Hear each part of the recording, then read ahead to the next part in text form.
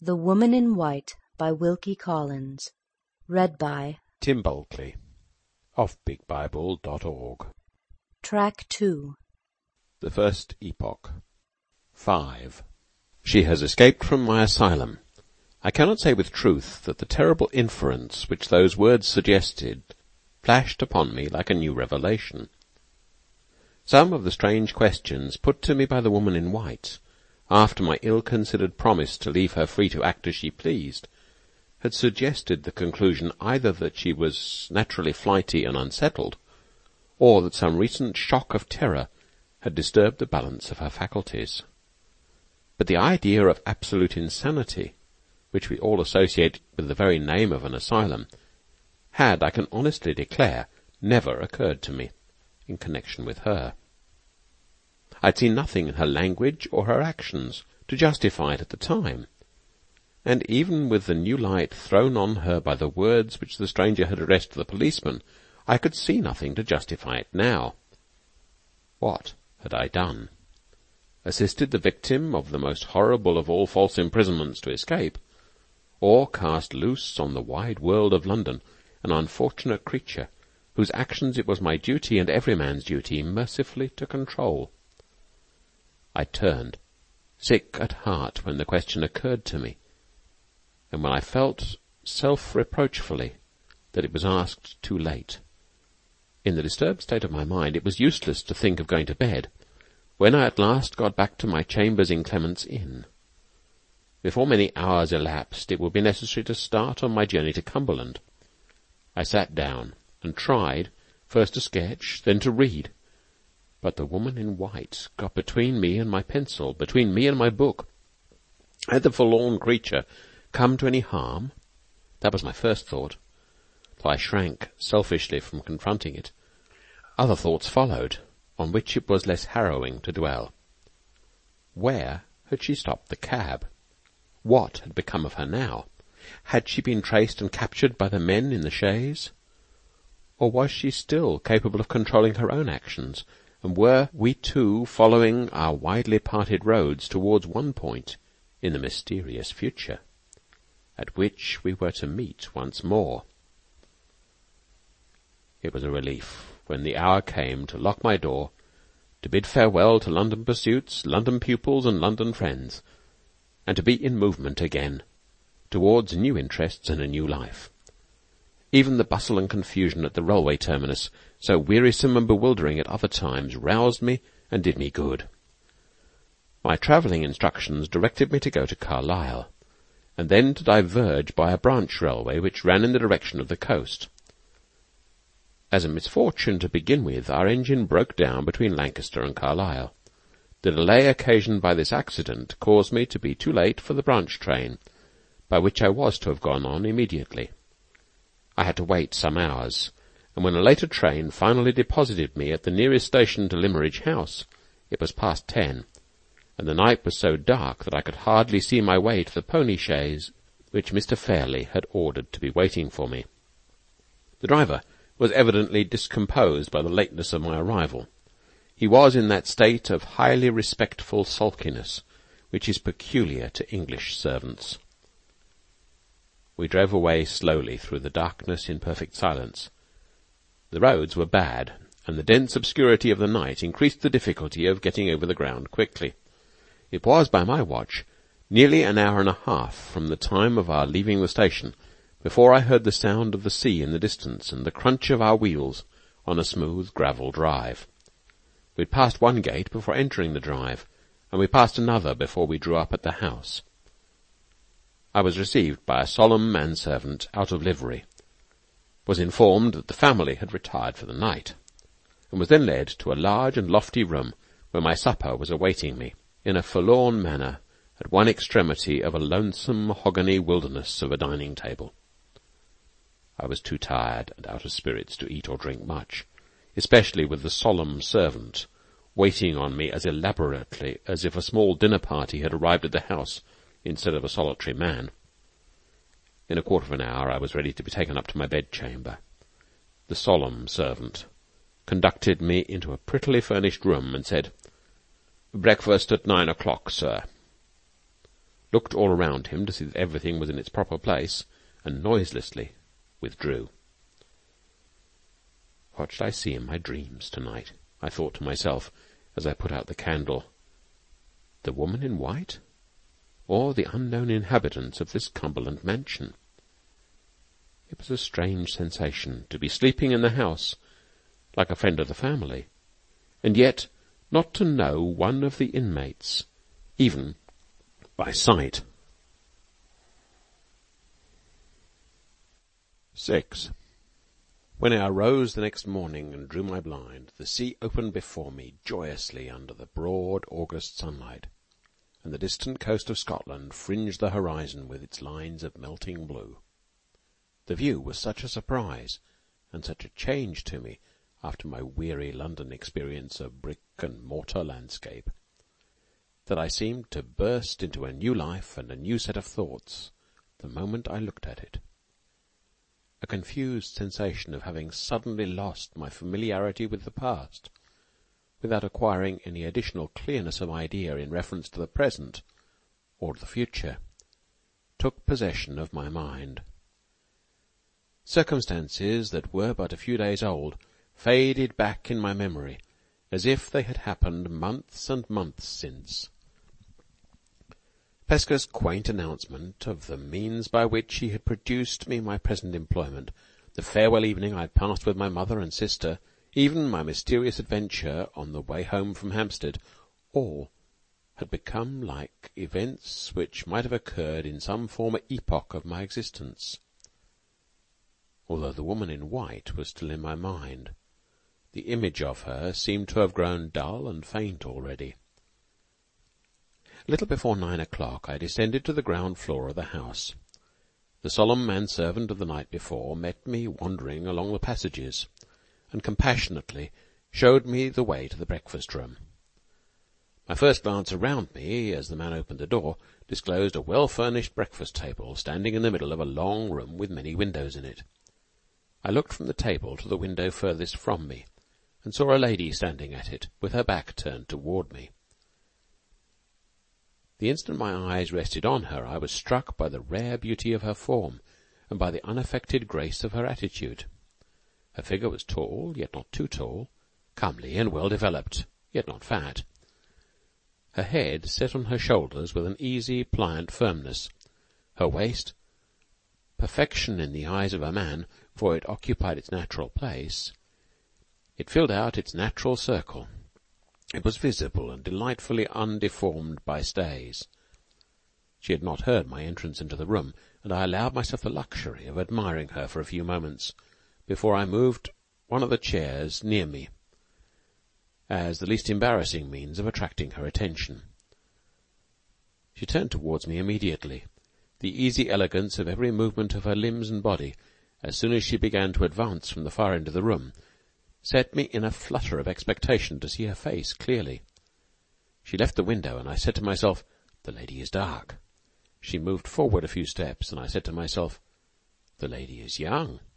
She approached nearer, and I said to myself, with a sense of surprise which words fail me to express, "The lady is ugly." Never was the old conventional maxim that nature cannot err more flatly contradicted. Never was the fair promise of a lovely figure more strangely and startlingly belied by the face and head that crowned it. The lady's complexion was almost swarthy, and dark down on her upper lip was almost a moustache. She had a large, firm, masculine mouth and jaw, prominent, piercing, resolute brown eyes, and thick, coal-black hair growing unusually low down on her forehead. Her expression, bright, frank, and intelligent, appealed, while she was silent, to be altogether wanting in those feminine attractions of gentleness and pliability, without which the beauty of the handsomest woman alive is beauty incomplete. To see such a face as this, set on shoulders that a sculptor would have longed to model, to be charmed by the modest graces of action through which the symmetrical limbs betrayed their beauty when they moved, and then to be almost repelled by the masculine form and masculine look of the features in which the perfectly shaped figure ended, was to feel a sensation oddly akin to the helpless discomfort familiar to us all in sleep, when we recognize yet cannot reconcile the anomalies and contradictions of a dream. "Mr. Hartright," said the lady interrogatively, her dark face lighting up with a smile, and softening and growing womanly the moment she began to speak. "We resigned all hope of you last night, and went to bed as usual. Accept my apologies for our apparent want of attention, and allow me to introduce myself as one of your pupils. Shall we shake hands? I suppose we must come to it sooner or later, and why not sooner?" These odd words of welcome were spoken in a clear, ringing, pleasant voice. The offered hand, rather large but beautifully formed, was given to me with the easy, unaffected self-reliance of a highly bred woman. We sat down together at the breakfast table in as cordial and customary a manner as if we had known each other for years, and had met at Limmeridge House to talk over old times by previous appointment. "I hope you come here good-humouredly determined to make the best of your position," continued the lady. "You will have to begin this morning by putting up with no other company at breakfast than mine. My sister is in her own room, nursing that essentially feminine malady, a slight headache, and her old governess, Mrs. Vasey, is charitably attending on her with restorative tea. My uncle, Mr. Fairley, never joins us at any of our meals. He is an invalid, and keeps bachelor state in his own apartments. There's no one else in the house but me. 2 young ladies have been staying here, but they went away yesterday in despair, and no wonder. All through their visit, in consequence of Mr. Fairley's invalid condition, we produced no such convenience in the house as a flirtable, danceable, small-talkable creature of the male sex, and the consequence was, we did nothing but quarrel, especially at dinner-time. How can you expect 4 women to dine together alone every day and not quarrel? We are such fools. We can't entertain each other at table. You see, I don't think much of my own sex, Mr. Hartright. Which will you have, tea or coffee? No woman does think much of her own sex, though few of them confess it as freely as I do. Dear me, you look puzzled. Why, are you wondering what you will have for breakfast, or are you surprised at my careless way of talking? In the first case, I advise you as a friend to have nothing to do with that cold ham at your elbow, and to wait until the omelette comes in. In the second case, I will give you some tea to compose your spirits, and do all a woman can, which is very little, by the by, to hold my tongue. She handed me my cup of tea, laughing gaily. Her light flow of talk and her lively familiarity of manner with a total stranger were accompanied by an unaffected naturalness and an easy inborn confidence in herself and her position, which would have secured her the respect of the most audacious man breathing. While it was impossible to be formal and reserved in her company, it was more than impossible to take the faintest vestige of a liberty with her, even in thought. I felt this instinctively, even while I caught the infection of her own bright gaiety of spirits, even while I did my best to answer her in her own frank, lively way. "Yes, yes," she said, when I had suggested the only explanation I could offer to account for my perplexed looks. "I understand you're such a perfect stranger in the house that you're puzzled by my familiar references to the worthy inhabitants. Natural enough. I ought to have thought of it before. At any rate, I can set it right now. Suppose I begin with myself, so as to get done with that part of the subject as soon as possible. My name is Marian Halcombe, and I am as inaccurate as women usually are in calling Mr. Fairley my uncle, and Miss Fairley my sister. My mother was twice married. The first time to Mr. Halcombe, my father, the second time to Mr. Fairley, my half-sister's father. Except that we're both orphans, we are in every respect as unlike each other as possible. My father was a poor man, and Miss Fairley's father was a rich man. I have got nothing, and she has a fortune. I am dark and ugly, and she is fair and pretty. Everybody thinks me crabbed and odd, with perfect justice, and everybody thinks her sweet-tempered and charming, with more justice still. In short, she is an angel, and I am— Try some of that marmalade, Mr. Hartright, and finish the sentence. in the name of female propriety, for yourself. What am I to tell you about Mr. Fairley? Upon my honour, I hardly know.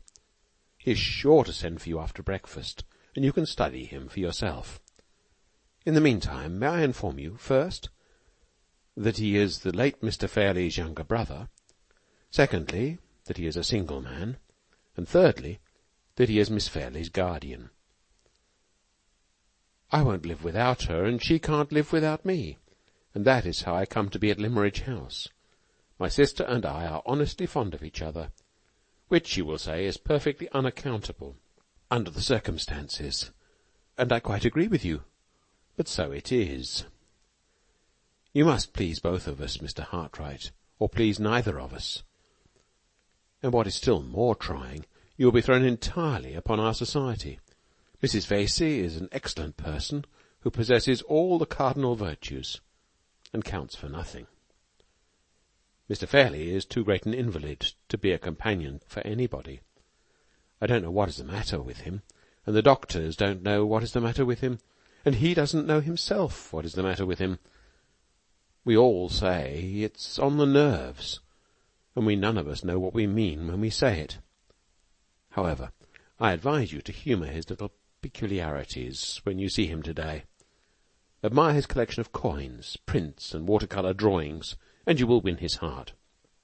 Upon my word, if you can be contented with a quiet country life, I don't see why you should not get on very well here. From breakfast to lunch, Mr. Fairley's drawings will occupy you. After lunch, Miss Fairley and I shoulder our sketch-books and go out to misrepresent nature under your directions.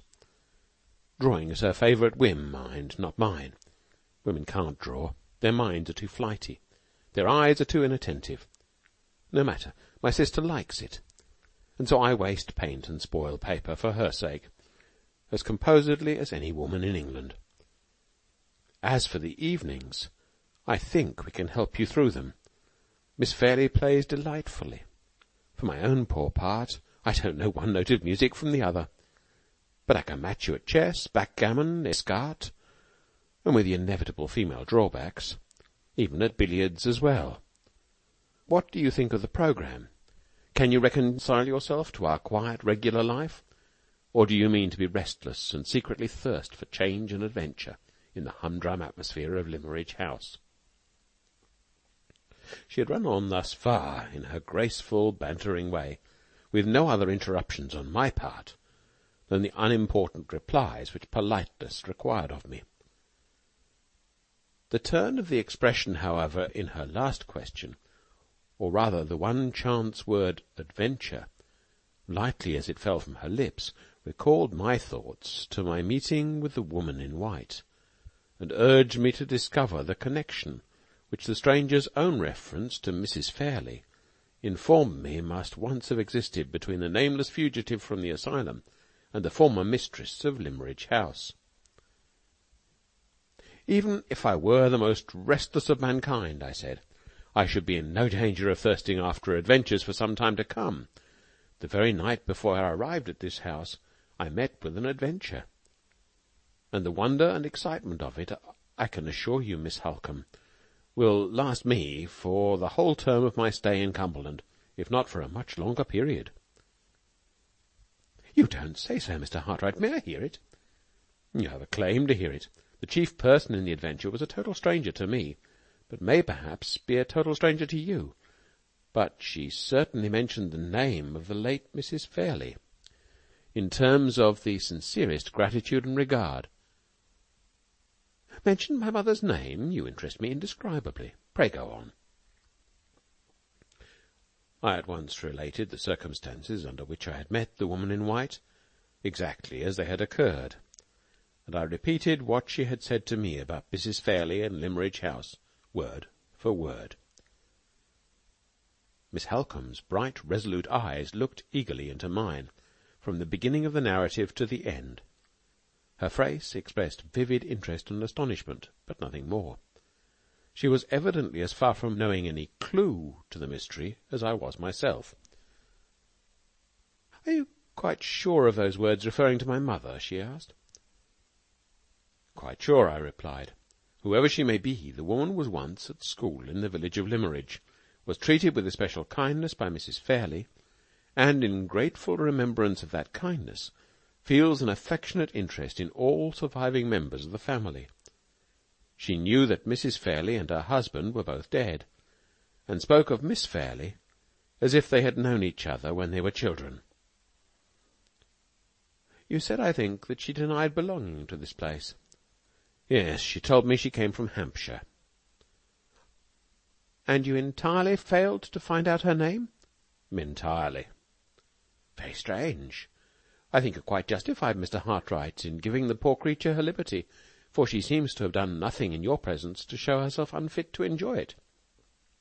But I wish you'd been a little more resolute in finding out her name. We must really clear up this mystery in some way. You'd better not speak of it yet to Mr. Fairlie or to my sister. They are both of them, I'm certain, quite as ignorant of who the woman is, or of what her past history in connection with us can be, as I am myself. But they are also, in widely different ways, rather nervous and sensitive, and you'd only fidget one and alarm the other to no purpose.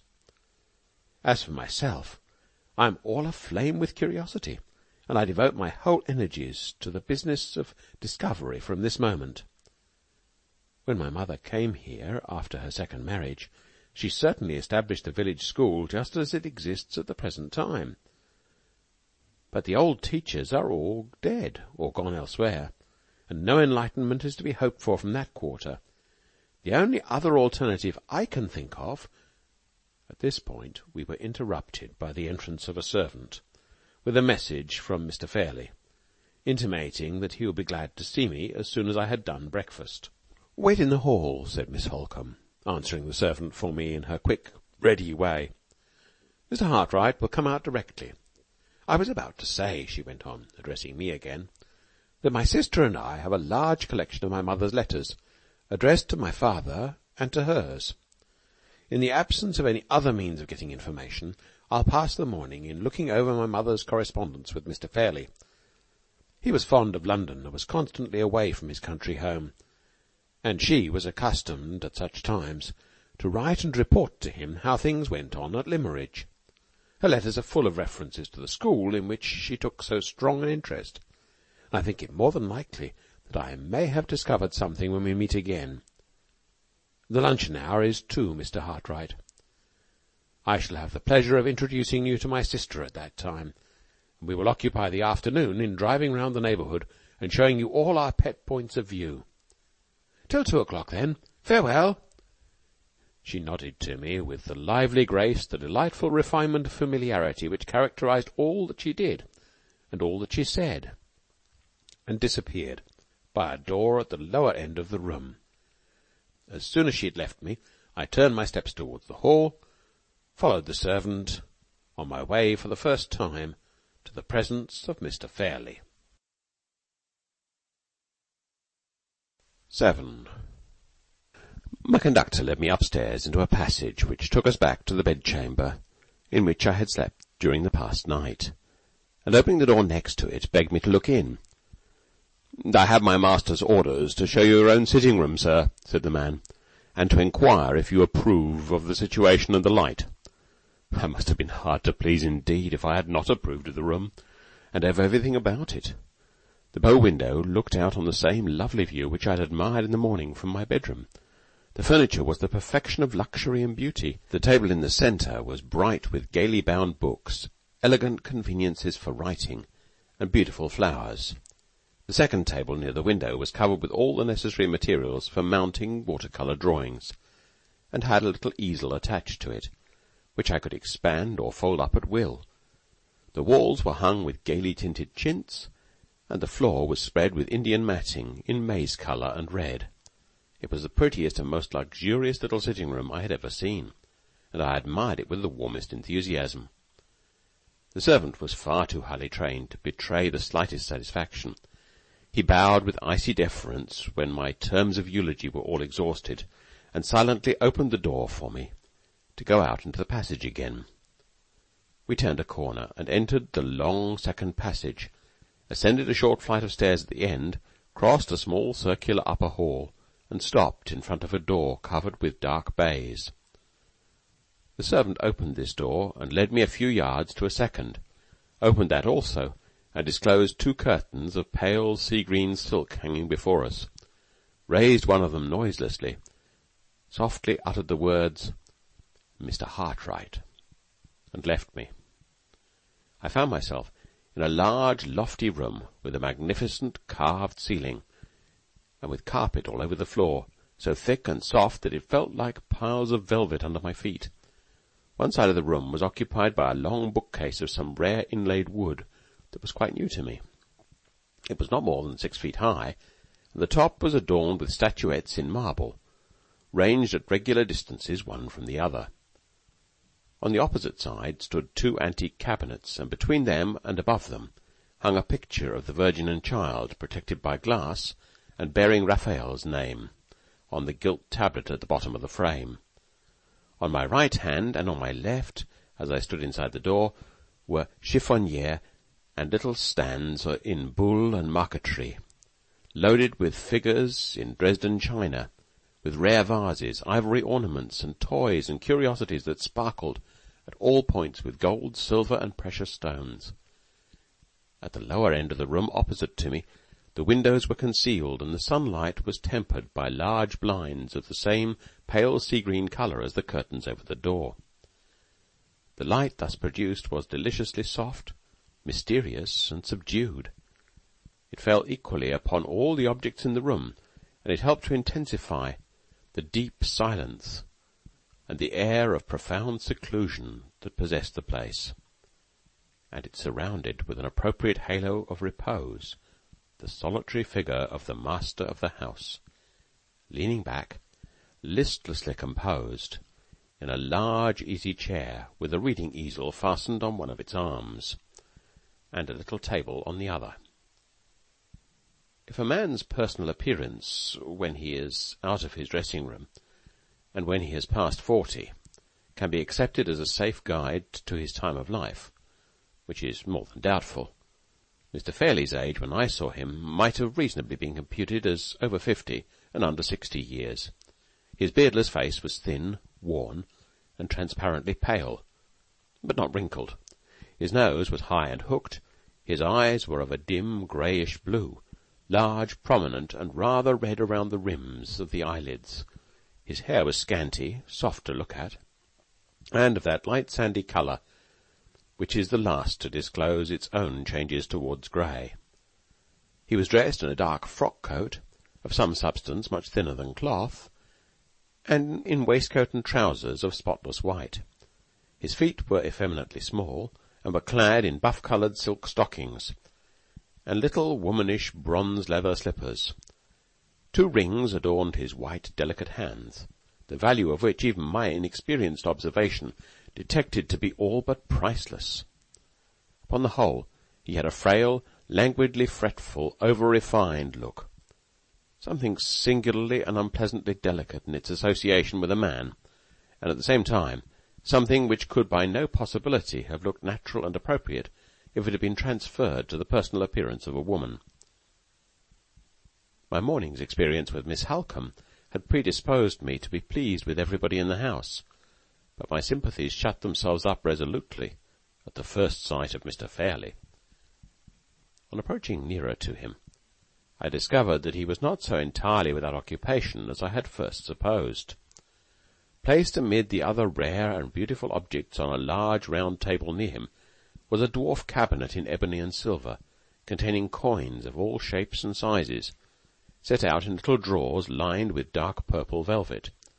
One of these drawers lay on the small table attached to his chair, and near it were some tiny jeweller's brushes, a wash-leather stump, and a little bottle of liquid, all waiting to be used in various ways for the removal of any accidental impurities which might be discovered on the coins.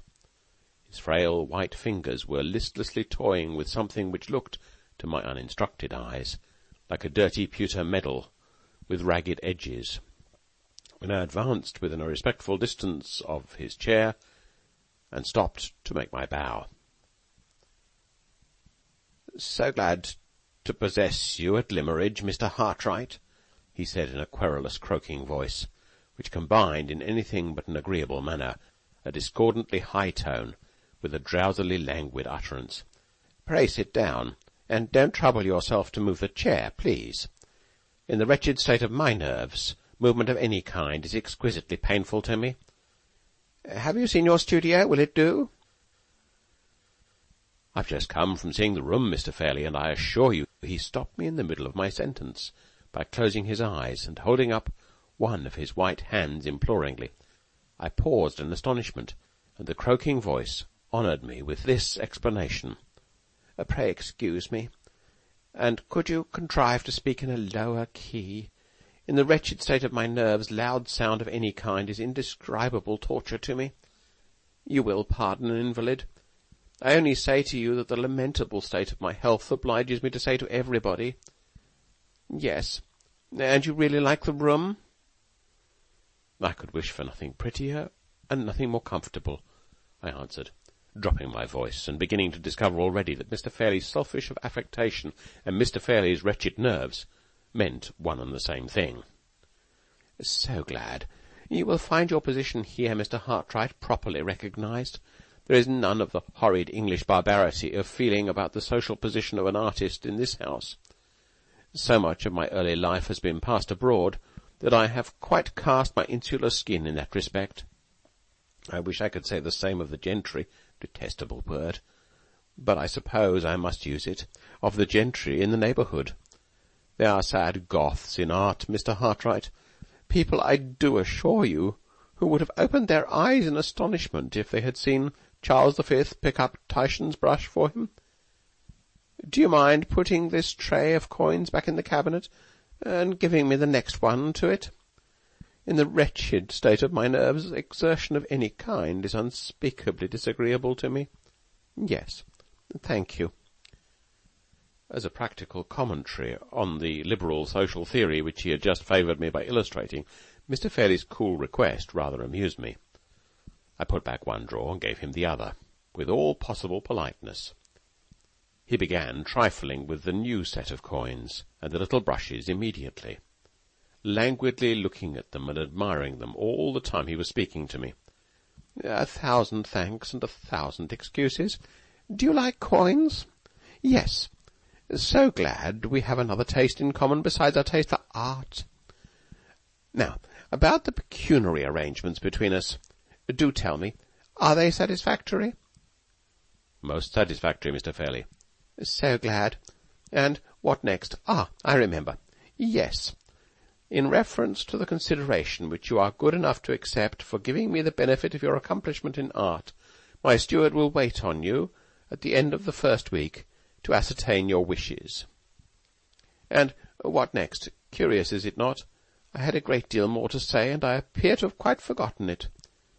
Do you mind touching the bell in that corner? Yes. Thank you." I rang, and a new servant noiselessly made his appearance, a foreigner, with a set smile and perfectly brushed hair, a valet every inch of him. "Louis," said Mr. Fairley, dreamily dusting the tips of his fingers with one of the tiny brushes for the coins, "I made some entries in my tablette this morning. Find my tablette? 1,000 pardons, Mr. Hartright, I'm afraid to bore you." As he wearily closed his eyes again before I could answer, and as he did most assuredly bore me, I sat silent and looked up at the Madonna and Child by Raphael.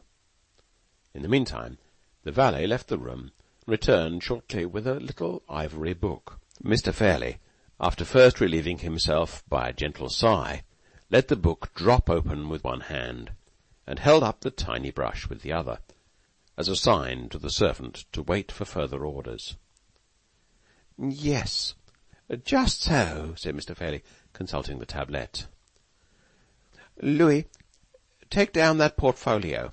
He pointed as he spoke to several portfolios placed near the window, on mahogany stands. No, not the one with the green back. That contains my Rembrandt etchings, Mr. Hartright. Do you like etchings?"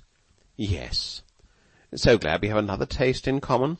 The portfolio with the red back, Louis. Don't drop it. You have no idea of the tortures I should suffer, Mr. Hartwright, if Louis dropped that portfolio. Is it safe on the chair? Do you think it's safe, Mr. Hartwright? Yes? So glad. Will you oblige me by looking at the drawings, if you really think they're quite safe? Louis, go away. What an ass you are. Don't you see me holding the tablette? Do you suppose I want to hold them? Then why not relieve me of the tablette without being told? 1,000 pardons, Mr. Hartwright. Servants are such asses, are they not? Do tell me, what do you think of the drawings? They have come from a sale in a shocking state. I thought they smelt of horrid dealers' and brokers' fingers when I opened them last. Can you undertake them? Although my nerves were not delicate enough to detect the odour of plebeian fingers, which had offended Mr. Fairley's nostrils, my taste was sufficiently educated to enable me to appreciate the value of the drawings while I turned them over. They were, for the most part, really fine specimens of English water-colour art, and they had deserved much better treatment at the hands of their former possessor than they appeared to have received. The drawings, I answered, require careful straining and mounting, and in my opinion they are well worth— I beg your pardon, interposed Mr. Fairley. Do you mind my closing my eyes while you speak? Even this light is too much for them. Yes? I was about to say that the drawings are well worth all the time and trouble. Mr. Fairley suddenly opened his eyes again, rolled them with an expression of helpless alarm in the direction of the window. I entreat you to excuse me, Mr. Hartwright, he said in a feeble flutter, but surely I heard some horrid children in the garden. My private garden below? I can't say, Mr. Fairley. I heard nothing myself. Oblige me. You have been so very good in honouring my poor nerves. Oblige me by lifting the corner of the blind. Don't let the sun in on me, Mr. Hartwright. Have you got the blind up? Yes. Then will you be so very kind as to look into the garden and make quite sure? I complied with this new request. The garden was carefully walled in all around. Not a human creature, large or small, appeared in any part of the sacred seclusion.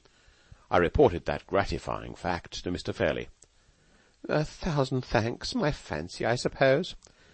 There are no children, thank heaven, in the house, but the servants, persons born without nerves, will encourage the children from the village, such brats. Oh, dear me, such brats.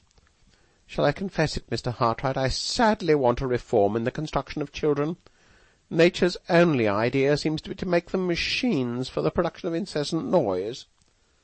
Surely our delightful Raffaello's conception is infinitely preferable.